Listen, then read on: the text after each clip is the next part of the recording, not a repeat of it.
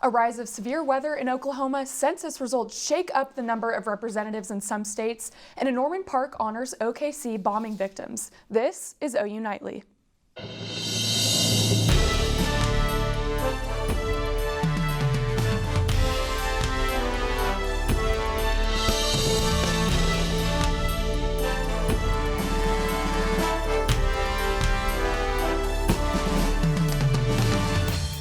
Thank you for joining us for OU Nightly. I'm Kaitlyn Deggs. And I'm Abbi Bennett. We begin with a chance for severe weather in the next 24 hours. Hannah Gard joins us with the first look at our forecast. Hannah, what can we expect to see? Well, we are looking at the chance for severe weather that we're going to see as we head into tomorrow. Right now, we're starting to see the clouds gathering. Certainly, these temperatures are cooler than yesterday. We're now in the high 70s, and you can see how strong those winds are right now. Pushing up from the south, we have about 10 to 25 mile per hour wind gusts right now. So we do have a wind advisory in effect until 7 this evening for most of our northwestern counties in blue there. So be aware of that. It's also elevating our fire conditions, mostly for our western counties, because we have this dry line set up. And what that's going to do tomorrow, if you're Oklahoman, you know about the dry line. We do have that slight risk for severe weather for most of our area in yellow there. We're looking at thunderstorms. I'll have more on the timing and what we're going to look at specifically for that later on in the newscast.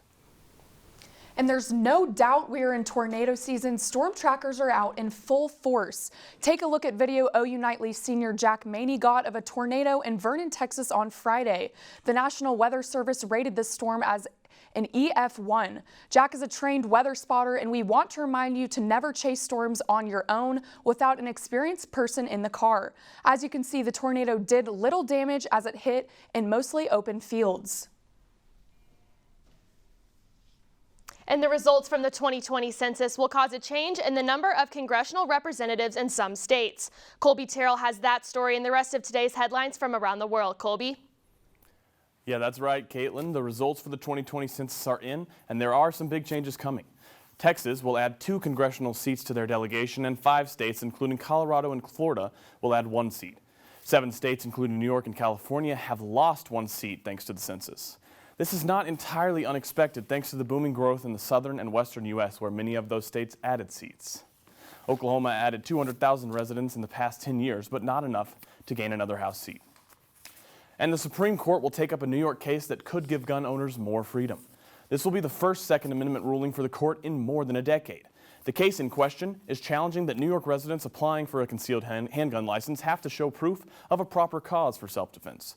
After the addition of Amy Coney Barrett to the court, conservative justices believe that the case will rule in favor of granting these freedoms. The case will be argued in the Supreme Court session that begins in October. And Attorney General Merrick Garland announced today that there will be an investigation into the Louisville Police Department. This comes after police involvement in the death of Breonna Taylor back in March during a botched raid.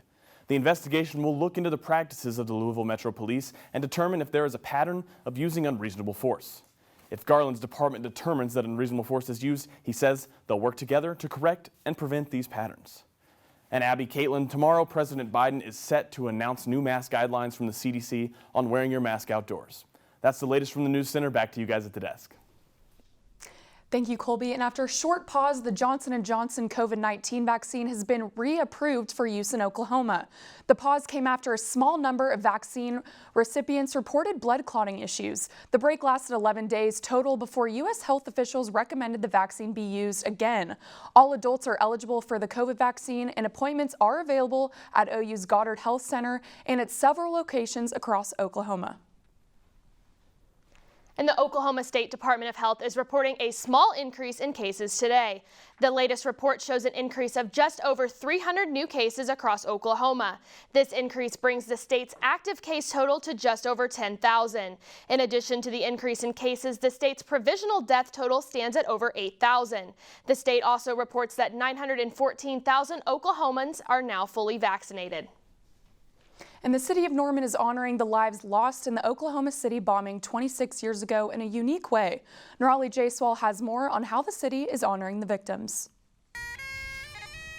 After the ceremony being postponed a whole year, the city of Norman is finally able to hold a ceremony to honor the survivors of the OKC bombing. But this will always be a piece of who we are. And it's very sad, and The great thing about it, though, is that it constantly reminds us of the better versions of ourselves that we can become. And that's why events like this, I think, are incredibly important, and that we never forget what happened 26 years ago now. This tree comes from the American elm that survived the bombing in 1995, which is a perfect symbol of the courage the survivors faced that day. The survivor tree has such a special place in my heart, and I know it does for many of you as well. The survivor tree has stood as a witness to history, but it's also stood as a symbol of resilience. In addition to the survivor tree being planted, the city has 25 survivor elm saplings that will be placed all around Norman. The Norman Parks Department will continue to work with Norman survivors, family members, and first responders to select a park and set up a time to plant trees in their honor. And coming up, the president announces his plans to cut greenhouse gas emissions. Find out the details of his plan and how it could impact the environment when we return. Plus, the 10th anniversary for one of the most horrific days in Alabama history, straight ahead on OU Nightly.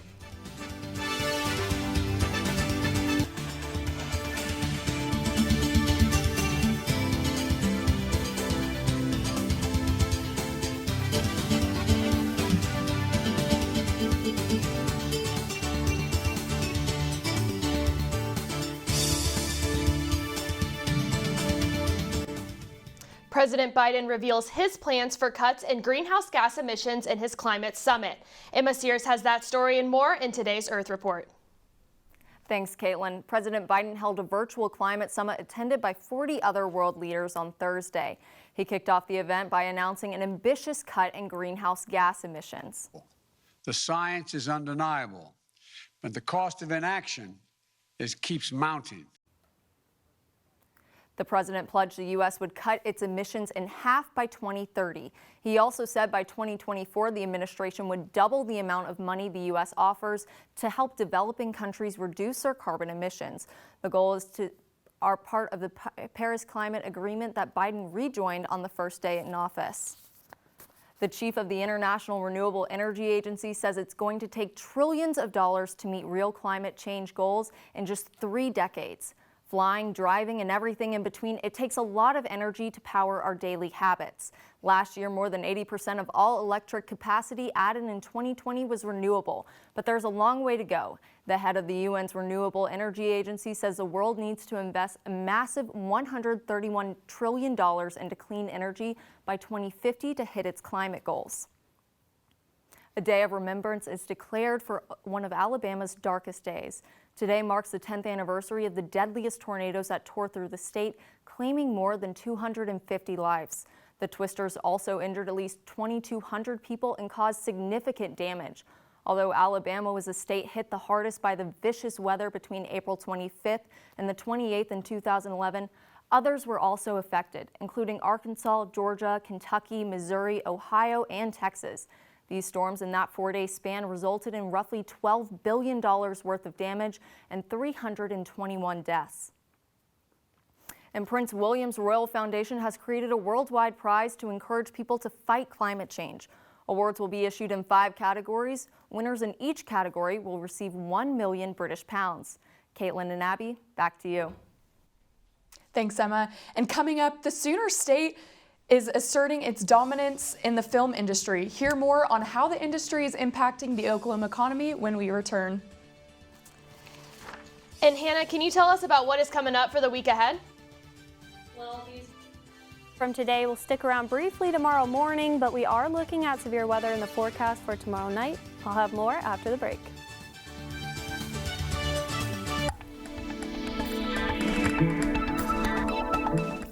Welcome back to OU Nightly. We are looking at severe storms in the forecast for tomorrow afternoon, and here's what the setup looks like right now. We have this upper level low pressure system bringing us those strong upper level winds, and we have a dry line set up over the border of Oklahoma and Texas right now. We'll start to see more moisture moving in as we go through tomorrow, so we certainly have the ingredients that we need to see severe weather, and we have a slight risk for most of the state right now in yellow. You can see some of us in a marginal risk, but certainly we will be seeing that activity tomorrow. The main threats that we're looking at with this, we do have a very low threat for tornadoes, golf ball sized hail or larger. We could see 60-mile-per-hour winds or higher, and we're looking at heavy flooding as a possibility with these storms. Now, that tornado threat is mainly located in our southwestern counties. You can see in that brown there, but it certainly could extend farther than that, as you can see in the green area there. But we'll have this timed out for you right now. We'll start to see that shower activity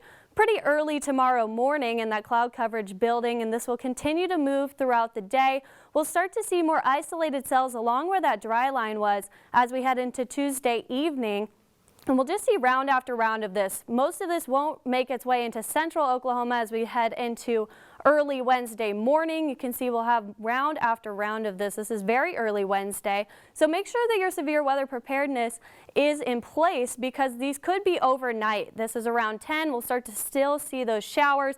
Then finally, this cold front will move through the day Wednesday into Thursday, clearing us out into the end of our week. But this is for Wednesday. We still have a marginal risk for most of the region because we could still see the chance for those thunderstorms as we head into midweek. Now, one of the greatest threats that we could see here is flooding. You can see Norman seeing over an inch of rainfall, as well as Oklahoma City, almost 2 inches, almost 3 inches in Idabel, certainly a cause for flooding there. So just have your storm preparedness in place, have multiple ways to get those weather alerts, make sure your storm shelter is cleared out for your Oklahomans, and those helmets, pillows, anything like that, bring that with you, and just practice that plan in advance so you are ready. But after that moves through at the end of the week, we're looking at a large ridge moving in. It's going to give us those above average temperatures once again, and we'll see those dry conditions returning as we head into the weekend. So that is the good news. We'll have those warm temperatures returning once again as we head into the weekend. For right now, we're looking at high 70s. It's pretty nice. We have those strong southerly winds giving us gusty conditions. So we do have a wind advisory in place for our northwestern counties in blue there because of that until 7 this evening. For tomorrow, similar for today in our temperatures, but we'll start to see those showers as we head into the afternoon and evening hours. But for the next 7 days, we're looking at 70s into the end of the week, and we'll finally start to warm up again for our weekend. Thank you, Hannah. Last night's Academy Awards gave out Oscars to some of the year's best films. One of the films featured was made right here in Oklahoma. OU Nightly's Kemper has more. Oklahomans are starting to return to the movies, but movies are starting to return to Oklahoma too. Over the past decade, the state has emerged as one of the nation's premier destinations for film production. Each production filmed here has the potential to have a huge economic impact across the state. We've just seen a big trajectory, a big increase in the number of productions and the number of spend that people, the production budgets and the number of jobs and everything that goes in it is just really kind of started to increase. The increase in quantity has also brought an increase in quality. The Oklahoma-made film Minari was a global hit in 2020, receiving 6 Oscar nominations and 1 win at last night's Academy Awards.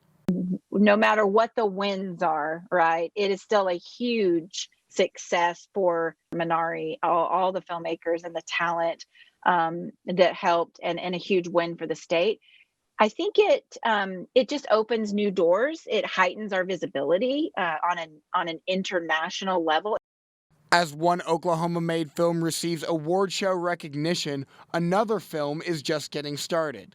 The Oklahoma Film and Music Organization announced this week that production has begun on Killers of the Flower Moon. The film features a star-studded cast and is helmed by one of the world's most famous directors, Martin Scorsese. I hope to get to Oklahoma as soon as possible to try to make this movie there. This is a big moment for Oklahoma and for Oklahomans. They're putting hundreds and hundreds of people to work just to highlight the Osage Nation, and their cooperation with the production, I know, has really been phenomenal. As more and more projects are filmed across the state every year, there's no limit to how big this industry could become for Oklahoma. For OU Nightly, Kemper Ball. For more information about how the film industry is impacting Oklahoma, visit okfilmmusic.org. And 2 Sooner legends are being inducted into the state's Sports Hall of Fame tonight. Audrey Goodson has that story and more in the world of sports. Audrey?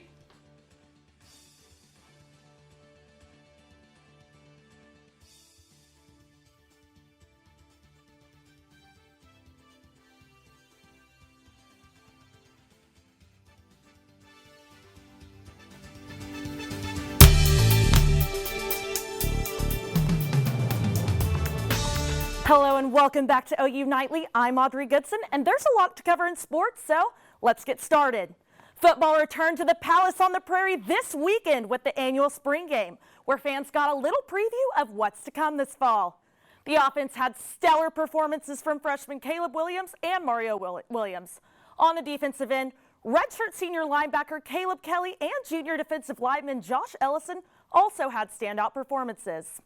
And despite facing an opening 3-score deficit, OU's offense took the 30-29 win. OU's head coach Lincoln Riley says he's feeling optimistic about this team's defense. I feel like we have a chance to be good at all three levels of the defense, and now having a chance to be good and being good are certainly two different things, and we got a lot of work to be done. But there's going to be, I think, an opportunity to really field a strong defense, and I've enjoyed the way those guys are working and the job that our coaches are doing there. And OU softball played their last home games of the regular season in Norman this weekend. And no surprise, they won all three. The Sooners outscored Texas 40-0 in the 3-game series. In the final game of the series, the Sooners had an 18-run fourth inning, setting a program record and tied for second in NCAA history for most runs in an inning. The Sooners went on to win 20-0 in just 5 innings. And sticking to the diamond, the baseball team had an exciting win this weekend, beating Georgia Southern on Sunday 14-4 in just 8 innings. The dominant win came after they lost both games of their doubleheader with the Eagles on Saturday. The Sooners will be back on the diamond this Friday in Stillwater, taking on the OK State Cowboys at 6. And 7 Sooner basketball players have entered the transfer portal this offseason, and 2 of them have just decided what their next move will be. Point guard Davion Harmon is transferring to Oregon, and senior and forward Kier Queth is heading to Marquette. Queth has 1 year of eligibility left. Harmon will still go through the NBA draft process, but if he remains undrafted, he's going to have 3 years of eligibility for the Ducks. And the postseason begins today for OU men's golf in the Big 12 tournament. The first round wrapped up earlier today with the Sooners at 11 over and tied for first. The second round is in progress with the Sooners still sitting at 11 over and ahead of the field by 5 strokes. And tonight, some familiar faces will be etched in Oklahoma sports history forever. Former women's basketball coach, head coach Sherry Cole, and Sooner men's basketball legend Stacey King will be inducted into the Oklahoma Sports Hall of Fame tonight at 7 o'clock. The ceremony was originally scheduled for last September, but due to the pandemic was postponed to tonight. Well, the OKC Thunder have lost 13 straight, but that could change tonight with a matchup against the Philadelphia Sixers on the road. For the sake of the players, they probably want to get a win, but Thunder fans probably want to see the streak continue. Tip time is set for 6 p.m. And if you want more Sooner sports, tune in to Sooner Sports Pad tonight on Bally Sports at 9 p.m. Kaitlyn and Abbi, back to you. Thank you, Audrey. And you might have wondered over the weekend why the hashtag Josh fight was trending. We will tell you why and how the hashtag ended up being for a good cause. Straight ahead on OU Nightly.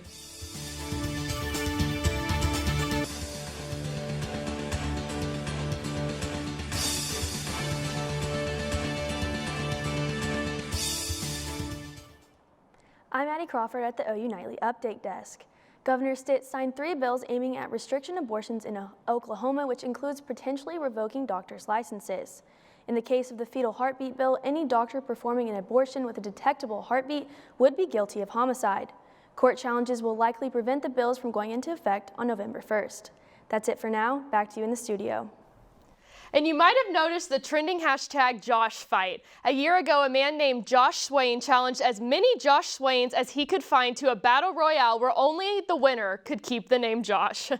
The idea went viral, and Swain decided to use the opportunity to give back to charity through donations for the Children's Hospital. The winner of the Josh fight was 4 years old, Josh Vincent Jr., and affectionately nicknamed Little Josh. And Hannah, do you have a last look at our forecast before we close out? Yeah, guys, we are looking at those severe storms for tomorrow, so just make sure that you have multiple ways to get alerts and practice that plan in advance so that it doesn't sneak up on you. We are looking at 70s until midweek and those storm chances for a couple of days, but then after that, we're looking at temperatures soaring back up into the 80s. Thanks for tuning in to OU Nightly this semester. We're live every weekday from Gaylord Hall on the campus of the University of Oklahoma. We've had the pleasure of anchoring your Monday newscast. Be sure to tune into OU Nightly live at 4:30 for the rest of the week and during the weekdays next semester. Good night.